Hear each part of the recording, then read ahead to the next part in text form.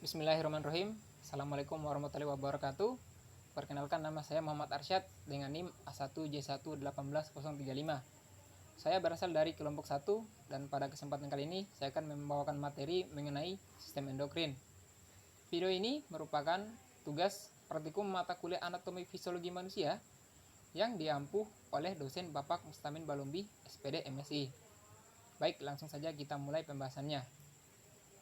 Pertama-tama, saya akan menjelaskan tentang kelenjar-kelenjar yang ada dalam tubuh serta hormon yang dihasilkan. Baik, yang pertama, kelenjar pineal.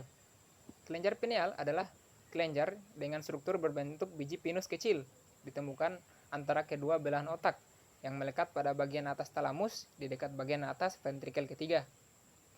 Kelenjar pineal menghasilkan hormon melatonin, di mana hormon ini menghambat sekresi hormon gonadotropin LH dan LSH dari kelenjar hipofisis anterior, sehingga menghambat fungsi sistem reproduksi. Cahaya terang menghambat sekresi melatonin dan impuls saraf yang berasal dari retina mata mengirimkan informasi cahaya untuk kelenjar pineal. Melatonin juga memainkan peran dalam pubertas dan pada siklus reproduksi wanita.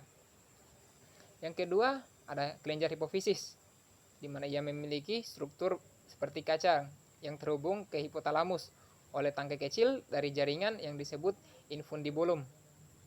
Kelenjar hipofisis terbagi ke dalam dua bagian yang berbeda secara struktur dan fungsi, yaitu lobus anterior atau adenohipofisis yang berasal dari jaringan epitel dan lobus anterior, yaitu atau neurohipofisis yang berasal dari jaringan saraf, di mana setiap lobus mensekresikan hormon.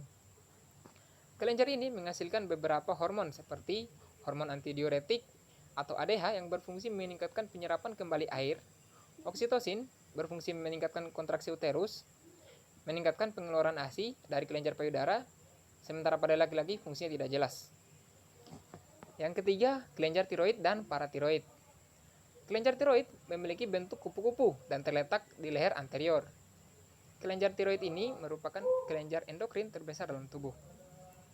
Kelenjar tiroid melepaskan dua bentuk hormon tiroid, yaitu tiroksin atau T4 dan triodotironin atau T3. Hormon tiroid memiliki peran penting dalam mempertahankan tekanan darah, di mana dia menstimulasi peningkatan jumlah reseptor di dinding pembuluh darah. Kontrol pelepasan hormon tiroid dimediasi oleh sistem umpan balik negatif yang melibatkan hipotalamus melalui kelenjar hipofisis. Kadar plasma hormon tiroid dimonitor di hipotalamus dan oleh sel di lobus anterior kelenjar hipofisis. Kelenjar paratiroid adalah kelenjar kecil yang terletak pada permukaan superior kelenjar tiroid. Umumnya terdapat 4 kelenjar tiroid, 2 kelenjar pada setiap lobus. Hormon paratiroid adalah suatu hormon polipeptida yang penting dalam mengontrol dan mengatur kadar kalsium dalam darah. Ketika produksi hormon paratiroid tidak kuat, akan mengakibatkan penurunan kadar kalsium pada darah yang dramatis, sehingga terjadi hipokalsemia. Yang keempat ada timus, di mana ia terletak di rongga dada superior terhadap jantung. Timus mensekresikan timosin yang terlibat dalam pematangan sel darah putih yang disebut limfosit. Kelenjar timus adalah kelenjar terbesar pada saat kita bayi. Namun, setelah beranjak pubertas, ukurannya mulai menurun dan jaringan timus diganti oleh jaringan ikat adiposa dan areolar. Pada orang dewasa yang lebih tua, timus menjadi atrofi atau berhenti berkembang secara signifikan. Namun, ia masih bisa menghasilkan sel T baru untuk respon imun. Kelima, kelenjar adrenal.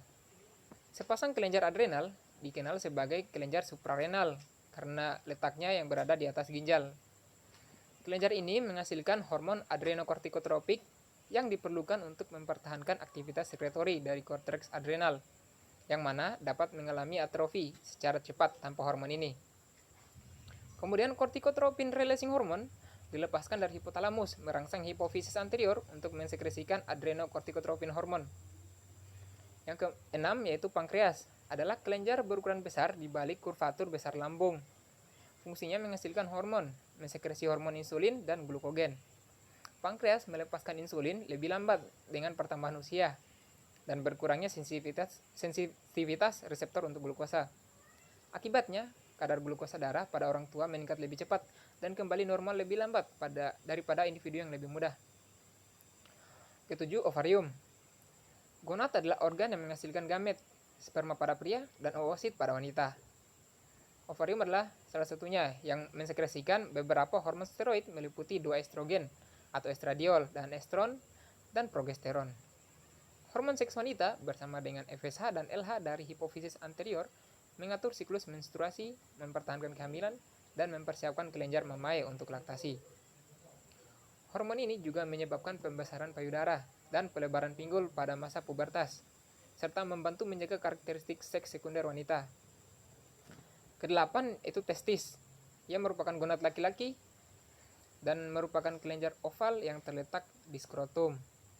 Hormon utama yang dihasilkan dan disekresi oleh testis adalah testosteron, yaitu androgen atau hormon seks pria, di mana testosteron merangsang testis sebelum kelahiran, mengatur produksi sperma, dan merangsang perkembangan dan pemeliharaan karakteristik seks sekunder pria, seperti pertumbuhan janggut dan pendalaman suara. Selain itu, testis juga memproduksi inhibin yang menghambat sekresi dari FSH. Baik, saya kira itu saja yang bisa saya sampaikan pada pertemuan kali ini. Lebih dan kurangnya mohon dimaafkan. Dan saya akhiri. Wabillahi taufik wal hidayah. Assalamualaikum warahmatullahi wabarakatuh.